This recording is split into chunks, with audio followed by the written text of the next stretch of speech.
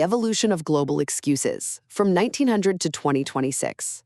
Over a century of data reveals how the ways we shift blame have perfectly mirrored the evolution of our daily lives and technology. First, let's dive into the era of personal accountability. From 1900 through the 1940s, excuses were, well, deeply personal. Phrases like "I was sick" or "I forgot" absolutely dominated, consistently hitting the 70s and 80s in frequency. You gotta ask, were our ancestors actually more accountable, or were mysterious ailments literally the only unverifiable excuses they had before modern infrastructure? Second, we see a massive shift to systemic scapegoats. As society got more industrialized from the 50s to the 80s, we basically stopped blaming ourselves and started blaming the world around us. Stuff like traffic climbed steadily from near zero up into the 40s.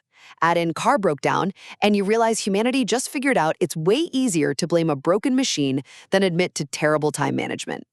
Finally, welcome to the digital deflection. By the 90s, our physical systems worked pretty well, so we pivoted to blaming invisible digital ones. We all know my phone died and no internet.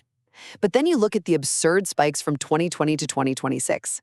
Zoom didn't work, I was muted, and a skyrocketing surge for AI glitch hitting over 90.